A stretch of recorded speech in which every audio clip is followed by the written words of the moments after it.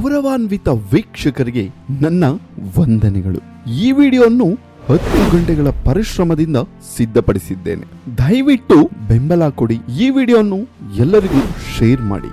ಧೀಮಂತ ವೀರನ ಬಗ್ಗೆ ಈ ವಿಡಿಯೋದಲ್ಲಿ ತಿಳಿಯೋಣ. 1931 ಮಾರ್ಚ್ 23 ಸಮಯ ಸಂಜೆ 7:30 ಲಾಹೋರ್ ಜೈಲಿನಲ್ಲಿ ಇಡೀ ಜಗತ್ತೇ ಮೌನಕ್ಕೆ ಶರಣಾದಂತೆ ಭಾಸವಾಗುತ್ತಿತ್ತು. ಆದರೆ ಈ ಕತ್ತಲ ಕೋಣೆಯೊಳಗೆ ಒಬ್ಬ 23 ವರ್ಷದ ಯುವಕ ಅತ್ಯಂತ ಪ್ರಶಾಂತವಾಗಿ ಪುಸ್ತಕವನ್ನು ಓದುತ್ತಿದ್ದ. ಅವರೇ ಕ್ರಾಂತಿಯ ಕಿಚ್ಚು ಶಹೀದ್ ಭಗತ್ ಸಿಂಗ್. ಗಲ್ಲು ಶಿಕ್ಷೆಗೆ ಇನ್ನು ಕೆಲವೇ ಕ್ಷಣಗಳು ಬಾಕಿ ಇವೆ ಎನ್ನುವಾಗ ಜೈಲರ್ ಬಂದು ಮೇಲು ಧ್ವನಿಯಲ್ಲಿ ಹೇಳಿದರು, ಭಗತ್ ಸಿಂಗ್ ಅವರೇ, ಸಮಯವಾಯಿತು, ಹೊರಗೆ ಬನ್ನಿ. ಆಗ ಭಗತ್ ಸಿಂಗ್ ಅವರು ಓದುತ್ತಿದ್ದ ಪುಸ್ತಕದಿಂದ ಕಣ್ಣೆತ್ತಿ ನೋಡಿ ನಗು ನಗುತ್ತಲೇ ಹೇಳಿದರು, ಒಬ್ಬ ಕ್ರಾಂತಿಕಾರಿ ಇನ್ನೊಬ್ಬ ಕ್ರಾಂತಿಕಾರಿಯನ್ನು ಭೇಟಿಯಾಗುತ್ತಿದ್ದಾನೆ, 1 ನಿಮಿಷ ಕಾಯಿರಿ ಎಂದು ಪುಸ್ತಕದ ಕೊನೆಯ ಪುಟವನ್ನು ಓದಿ ಮುಗಿಸಿದರು. ಜೈಲಿನ ಆ ಕಿರಿದಾದ ದಾರಿಯಲ್ಲಿ ಭಗತ್ ಸಿಂಗ್, ರಾಜ್ಗುರು ಮತ್ತು ಸುಖದೇವ್ ಪರಸ್ಪರ ಹೆಗಲ ಮೇಲೆ ಕೈ ಹಾಕಿಕೊಂಡು ಹಾಡುತ್ತಾ ನಡೆದರು. ಆ ನಗು, ಆ ಧೈರ್ಯ ನೋಡಿ ಸ್ವತಃ ಬ್ರಿಟಿಷ್ ಅಧಿಕಾರಿಗಳೇ ಬೆಚ್ಚಿ ಬಿದ್ದರು. ಸಾವಿನ ಮನೆಗೆ ಹೋಗುವವರು ಎಷ್ಟು ಸಂಭ್ರಮದಿಂದ ಇರಲು ಹೇಗೆ ಸಾಧ್ಯ ಎಂದು ಅವರು ಅಚ್ಚರಿಪಟ್ಟರು.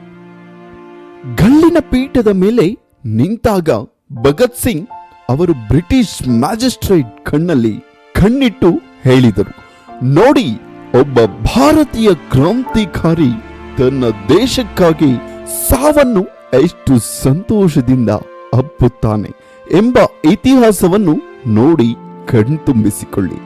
ಹಗ್ಗವನ್ನು ಕಂಡಾಗ ಅವರು ಅದಕ್ಕೆ ಭಕ್ತಿಯಿಂದ ಮುತ್ತಿಕ್ಕಿದರು. ತಾವೇ ಆ ಹಗ್ಗವನ್ನು ತಮ್ಮ ಕುತ್ತಿಗೆಗೆ ಹಾಕಿಕೊಂಡರು. ಕೊನೆಯ ಕ್ಷಣದಲ್ಲೂ ಇಡೀ ಜೈಲು ನಡುಗುವಂತೆ ಒಂದು ಘೋಷಣೆ ಮೊಳಗಿತು, ಇನ್ಕ್ವಿಲಾಬ್ ಜಿಂದಾಬಾದ್, ಭಾರತ್ ಮಾತಾ ಕಿ ಜೈ. ಅವರ ದೇಹ ನಿಶ್ಚಲವಾಯಿತು. ಆದರೆ ಆ ಧ್ವನಿ ಇಡೀ ಭಾರತದ ಸ್ವಾತಂತ್ರ್ಯ ಸಂಗ್ರಾಮದ ಕಾಡ್ಗಿಚ್ಚಾಗಿ ಹರಡಿತು. ಸ್ನೇಹಿತರೆ, ಭಗತ್ ಸಿಂಗ್ ಅವರು ಕೇವಲ 23 ವರ್ಷ ಬದುಕಿರಬಹುದು. ಆದರೆ ಅವರು ಸಾಯುವಾಗ ಲಕ್ಷಾಂತರ ಭಗತ್ ಸಿಂಗ್ಗಳನ್ನು ಹುಟ್ಟು ಹಾಕಿ ಹೋಗಿದ್ದರು. ಅವರು ಗಲ್ಲಿಗೇರುವ ಮುನ್ನ ಹೇಳಿದ್ದರು, ನನ್ನ ದೇಹವನ್ನು ಅವರು ಕೊಲ್ಲಬಹುದು, ಆದರೆ ನನ್ನ ವಿಚಾರಗಳನ್ನಲ್ಲ. ಅವರು ನನ್ನನ್ನು ಹೂತು ಹಾಕಬಹುದು, ಆದರೆ ನನ್ನ ದೇಶಭಕ್ತಿಯ ಬೀಜಗಳು ಸಾವಿರಾರು ಗಿಡಗಳಾಗಿ ಚಿಗುರುತ್ತವೆ ಎಂದು. ಈ ಮಹಾನ್ ಚೇತನಕ್ಕೆ ಇವತ್ತು ನಾವೆಲ್ಲರೂ ನಮ್ಮ ನಮನಗಳನ್ನು ಸಲ್ಲಿಸೋಣ. ಈ ವೀರಗಾಥೆ ನಿಮಗೆ ಇಷ್ಟವಾಗಿದ್ದರೆ ತಪ್ಪದೆ ಶೇರ್ ಮಾಡಿ. ಭಗತ್ ಸಿಂಗ್ ಅವರ ಬಗ್ಗೆ ನಿಮಗಿರುವ ಗೌರವವನ್ನು ಕಮೆಂಟ್ ಮೂಲಕ ತಿಳಿಸಿ.